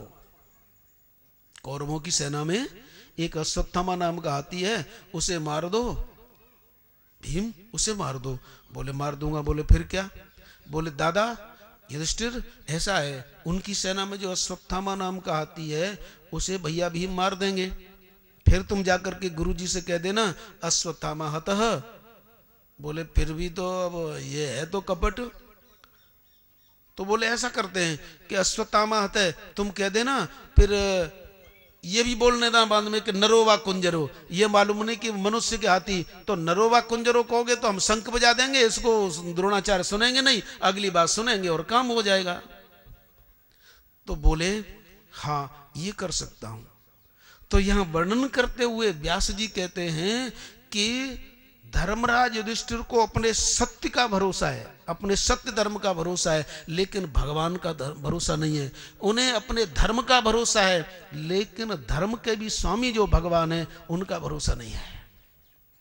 तो कुछ भी हो साहब, उन्होंने परवश होकर के कह ही दिया। भीम ने मार दिया और उन्होंने जाकर के कहा कि गुरुजी अश्वत्थामा हतः नरोवा कुंजरो, नरोवा कुंजरो पर शंखध्वनि हो गई। द्रोणाचार्य जी ने सोना के मेरा बेटा मारा गया, बस समाधि लगा करके बैठ गए। अर्जुन से कहा कि अब कर दो इसे, इन्हें ठीक कर दो। बिल्कुल देर नहीं की साहब, करिष्ये वचनम तव। युधिष्ठिर को लगा कि अरे मैं झूठ बोलूं, लेकिन जब देखा कि मेरे प्रभु कह रहे हैं कि मार दो, ये गुरुजी हैं, अब उसे गुरुजी नहीं दिखाई दे रहे हैं। भगवान ने कहा कि मार दो, बोले ये लो, तुरंत बाण मारा, मर गए। बोले कि अब भगवान बोले कि तुमने गुरुजी को मार दिया। अब भगवान ने पूछा कि तुमने गुरुजी को मार दिया? बोले गुरुजी को नहीं मारा, मैंने ममता को मारा है, मैंने आसक्ति को मारा है, मैंने गुरुजी को नहीं मारा। क्योंकि जो एक अपने पुत्र में आसक्त है। तो कहने का तात्पर्य है कि जिन्हें धर्म का आश्रय है और धर्म के 4 चरणों में किसी का भी आश्रय है तो वे धार्मिक तो हैं, लेकिन न ज्ञानी है न भक्त। किंतु ज्ञानी और भक्त होने के लिए धर्मात्मा पहले जरूर बनना पड़ेगा। ऐसा मन सोचना कि अब हमें कुछ नहीं करना है, न सत्य बोलना है, न तप दया दान, कुछ नहीं करना, ये बहुत इंपॉर्टेंट है, ये तो बहुत पहले करना पड़ेगा, बिना उसके अंतःकरण शुद्ध नहीं होगा। अब क्या हुआ साहब, द्रोणाचार्य जी तो मारे गए। युधिष्ठिर का रथ अब कहते हैं कि 4 अंगुल ऊपर चलता था, लेकिन अब पृथ्वी से सिमट कर चलने लगा। अब भगवान बोले कि दादा मैंने बड़ी गलती की जो तेरे से झूठ बुलवाया। अब तुम्हारा रथ जो 4 अंगुल ऊपर चलता था वो पृथ्वी से चिपट करके चल रहा है। तो अब समझ में आई है युधिष्ठिर की। युधिष्ठिर बोले नटखट, अब मालूम पड़ा कि तुम स्वभाव से ही बहुत नटखट हो। हे श्री कृष्ण, मैंने बहुत बड़ी गलती की है। बोले क्या? मुझे अब समझ में आया है जब द्रोणाचार्य मर गए हैं। ध्यान देना, युधिष्ठिर कहते हैं कि अब मेरी समझ में आया है, जब द्रोणाचार्य मर गए हैं तब युधिष्ठिर कहते हैं अब मेरी समझ में आया है। बोले अब क्या समझ में आया आपके? तो ये युधिष्ठिर कहते हैं मैंने बहुत बड़ी गलती की। मैंने अपने सत्य धर्म का आश्रय लेकर अपने को बहुत बड़ा सत्यवादी समझा, तुम्हारी बात नहीं मानी, इसलिए मेरा रथ धरती से चपट गया है। लेकिन अब मेरी समझ में बात आई है, यदि तुम कहते, तुमने कहा और तुरंत यदि मैं मान लेता तो मेरा रथ 4 अंगुल की जगह 8 अंगुल ऊपर चलता, लेकिन तब मैं नहीं समझ पाया और अब बाद में समझ में आई है। भगवान ने पुनः कुरेदा कि क्यों? बोले लेकिन ये बात समझ में तब आई है। कब? बोले जब द्रोणाचार्य मर गए। और द्रोणाचार्य मर गए, द्रोणाचार्य को क्या बताया? ममता। बोले जब तक ये ममता नहीं मरती, जब तक ये आसक्ति नष्ट नहीं होती, तब तक हमें भगवान की बात भी समझ में नहीं आती साहब। तो लेकिन जब ममता नष्ट हुई है, द्रोणाचार्य ये ममता, ये आसक्ति नष्ट हुई, तब समझ में आई है। और युधिष्ठिर ने स्वीकार कर लिया कि मुझे अपने सत्य धर्म का भरोसा था, इसलिए मेरा रथ चिपट के चल रहा है। इसलिए भगवान कह रहे हैं कि धर्म का पालन तो करो, लेकिन धर्म के आश्रित मत रहो, धर्म का आश्रय मत करो, मेरा आश्रय लो। सर्वधर्मान परित्यज्य मामेकम शरणं व्रज अहम त्वा सर्व पापेभ्यो मोक्षयिष्यामि मा शुचः। तो धर्म के कितने चरण हो गए? सत्य हो गया। चलते चलते थोड़ा तप का भी विचार कर लो, क्योंकि आप भी तप कर रहे हो ना। पालती मार के बैठना पड़ रहा है, घुटनों में दर्द हो रहा है, तो फिर कभी कभी ऐसे भी कर लेते हैं। खैर चलो, बस थोड़ी देर की बात है। तप, तप बहुत बड़ी चीज है। धर्म का दूसरा चरण है तप, और यह मनु जी महाराज के कहे हुए 10 धर्मों के लक्षण में से इंद्रिय निग्रह में आता है। इंद्रिय निग्रह में तप की संज्ञा आती है। जैसे मनु जी ने 10 धर्म के लक्षण बताए हैं, वे यदि इकट्ठे किए जाएं, सार रूप से बताए जाएं, तो सत्य तप दया दान में ये 10 लक्षण आ जाते हैं। तो शौच में इंद्रिय निग्रह, जो इंद्रिय निग्रह बताया, धर्म के 10 लक्षण बताए। लिखना चाहें तो आप लिख लें। धृति, क्षमा, मन का दमन यानी दम, अस्तेय चोरी न करना, शौच, इंद्रिय निग्रह, धी यानी बुद्धि, विद्या, सत्य और क्रोध न करना यानी अक्रोध। तो धृति ही, क्षमा, दमोस्तेयम, शौचमिंद्रिय निग्रह, धीर, विद्या, सत्यम, क्रोधो, दशकः धर्म लक्षणम। पुनः देख लें। धृति, क्षमा, दम, अस्तेय, शौच, इंद्रिय निग्रह, धी यानी बुद्धि, विद्या, सत्य और क्रोध न करना, अक्रोध। तो ये जो इंद्रिय निग्रह है, इसकी प्रतीक है तप। और तप, बहुत बड़ी तपस्विनी है गांधारी। इतने पर विचार करेंगे, फिर विराम लेंगे साहब। तो तप, चलते चलते देखो, भगवान कहते हैं कुछ भी करता है धर्म, उस धर्म का आश्रय छोड़कर तू मेरा आश्रय ले और धर्म को मुझे समर्पित कर दे। गांधारी बहुत बड़ी तपस्विनी साहब। कितनी बड़ी तपस्विनी? अंधे के साथ विवाह हुआ। धृतराष्ट्र अंधे हैं, अंधे के साथ विवाह हुआ, और जब विवाह हुआ मालूम पड़ा कि मेरे पति अंधे हैं, अब मेरे को भी आंख बंद कर लेनी चाहिए। इतना बड़ा संयम, मेरे पति संसार को नहीं देखते तो मैं भी आंखों पर पट्टी बांध लेती हूं। कितना बड़ा संयम रहा होगा इस नारी में, आंख की पट्टी, मुझे संसार नहीं देखना है। कितना बड़ा तप। संसार को देखने का लोभ तो बड़े बड़े नहीं छोड़ पाते, लेकिन इन्होंने बहुत बड़ा तप किया, आंखों पर पट्टी बांध ली।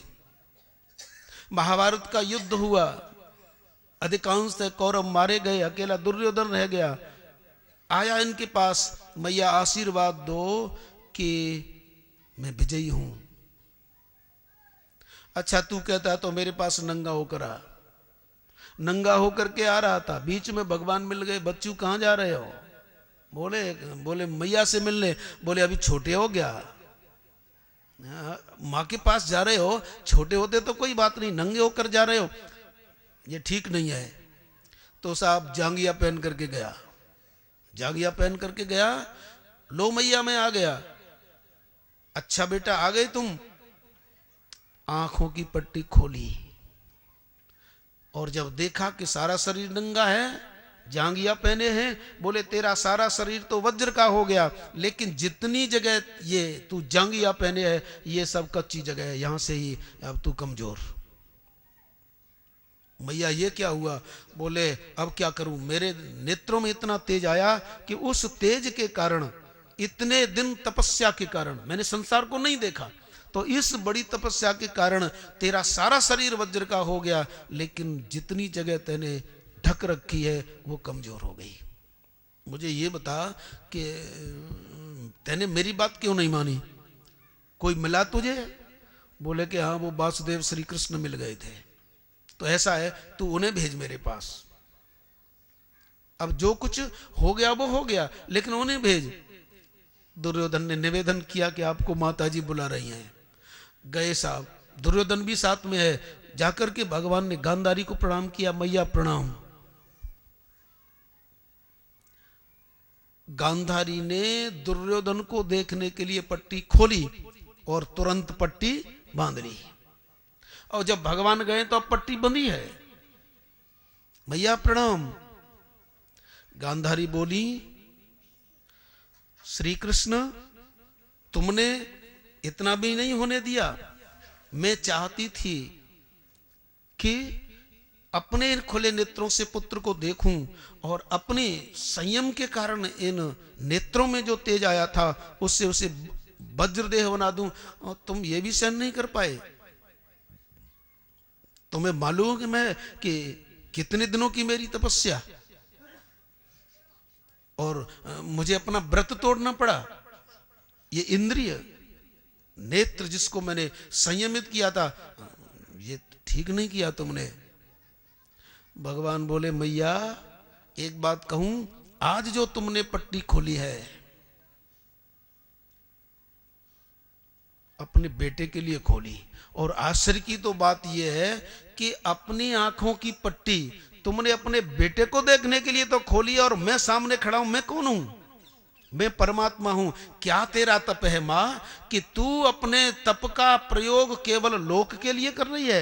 अपने बेटे को देखने के लिए तो पट्टी खोल लेती है, और साक्षात परमात्मा के सामने खड़ा है तो पट्टी बांध लेती है। कैसा तेरा इंद्रिय संयम है? यानी इंद्रियों का संयम बड़े से बड़ा तप मेरे लिए है तो वह शाश्वत है, लेकिन लोक के लिए तो विनाशी है, इसलिए तेरे मन की नहीं हुई। और दूसरी बात यह है, जिस पट्टी को तैने आज खोला है, यदि इसी पट्टी को उस भरी सभा में खोल लेती जब द्रौपदी की साड़ी खींची जा रही थी, तो आज खोलने की तेरे को आवश्यकता ही नहीं पड़ती। पहले खोल लेती तो ये आवश्यकता ही नहीं पड़ती। तो कहने का तात्पर्य है, बड़े से बड़ा धर्म यदि वो मेरे लिए है तो शाश्वत हो जाएगा, और यदि केवल अपने लिए है, स्वकेंद्रित है, तो धर्म धर्म ही रहेगा और उसका फल शाश्वत न होकर के क्षणिक होगा।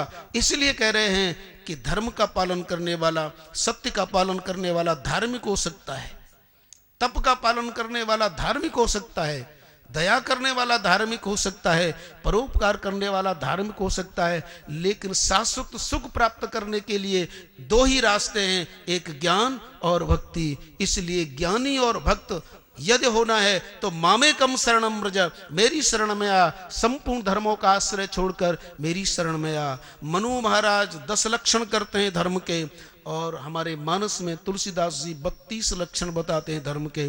खैर उधर नहीं जाना है। कहने का तात्पर्य, सार बात यह है कि हम धर्म तो करें, लेकिन धर्म का आश्रय ही सब कुछ है, यह न सोचें। उस धर्म को, परम धर्म परमात्मा के लिए निवेदित कर दें, क्योंकि सो सुख धर्म कर्म जर जाऊ, जहान राम पद पंकज भाऊ। जो धर्म भगवान के चरणों में प्रेम न दे सके, संसार से वैराग्य न दे सके, वो धर्म धर्म नहीं है। श्रीमद् भागवत में सूत जी कहते हैं, स्वनिष्ठतः पुंसाम विश्वक्सेन कथासु यः धर्मः स्वनिष्ठतः पुंसाम विश्वक्सेन कथासु यः न च उत्पादेत यदि रतिम श्रम ही केवलम। यदि बड़े से बड़ा धर्म भी भगवान के चरणों में प्रेम नहीं दे सका तो वह धर्म केवल परिश्रम बन जाता है। परिश्रम माने पसीना छुटा देता और कुछ नहीं। तो धर्म यदि बहुत संकुचित है, यश के लिए है, तो वह परिश्रम देगा, और यदि वह परमात्मा को समर्पित है तो मोक्ष और भक्ति रूपी पारिश्रमिक देगा, यानी प्रसाद देगा, पुरस्कार देगा। तो पुरस्कार लेना चाहते हो धर्म के द्वारा तो भगवान को समर्पित कर दो, क्योंकि भगवान की कृपा से ही हमारा साधन तय होता है। उसकी कृपा से ही साधन बताने वाले मिलते हैं, और उसी की कृपा से हमारा साधन सुरक्षित रहता है। इसलिए कहते हैं कि सर्वधर्मान परित्यज्य मामेकम शरणं व्रज, अहम त्वा सर्व पापेभ्यो मोक्षयिष्यामि मा शुच। बोलो सच्चिदानंद भगवान की। तो आज बस इतना ही विराम लेते हैं और कल के लिए विशेष ध्यान दो। कल मंगलवार है, हनुमान जी का दिन है, इसलिए विचार किया है। इस गीता जी को आप ही थोड़े सुन रहे, जब भगवान श्री कृष्ण सुना रहे हैं तो रथ के ध्वजा पर बैठे हनुमान जी भी सुन रहे हैं। इसलिए ये विचार किया है कि कल आप 11:30 बजे से 1:30 बजे तक सुंदरकांड का पाठ करेंगे। और हमारा विचार है, देखो कहाँ तक होता है, 108 पाठ कल इसी समय हो जाएं सुंदरकांड के तो बहुत अच्छा है। तो इसके लिए आपको सुंदरकांड जिनके पास हो घर से वो लेते आना, नहीं तो आपको यहाँ सुंदरकांड की पुस्तक मिलेगी।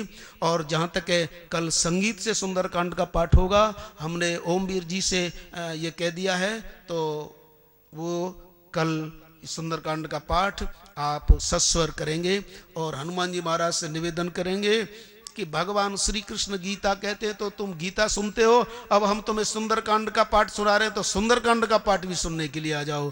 तो हनुमान जी को सुंदरकांड पढ़ाओ, सुनाओ। और हमारा विश्वास है कि हनुमान जी को भगवत कथा सुनाओ तो तुम्हारी साधना सुरक्षित जरूर बनी रहेगी। यस्मिन सुरक्षितम सर्वे सुरक्षितम भवति, क्योंकि भगवान श्री राम ने इस धरा को छोड़ते समय कहा, हनुमान मेरे नकली भक्तों की भी रक्षा करना, असली की तो करोगे ही तुम, लेकिन भाव कुभाव अनकालसु, जब कभी वो लेते रहें तो उनकी भी रक्षा करना। तो हम तुम तो अभी नकली हैं साहब, असली की तो बात ही क्या है। इसलिए चलो कोई बात नहीं, हनुमान जी के सहारे से नकली भी असली हो जाएंगे। अरे मुलम्मा की जंजीर यदि कोई करोड़पति पहन आए तो कोई कहेगा कि मुलम्मा की है। इसलिए कल सुंदरकांड का पाठ सस्वर करें, भगवान के लिए हनुमान जी से निवेदन करें तो आप भी अधिक से अधिक आएँ और कल समय का सदुपयोग करें। बोलो आनंद कंद भगवान की। तो समय यही रहेगा 11:30 से और शाम तक 2 घंटे जहाँ तक वो संगीत में हो जाएगा। तो आइए आरती करें।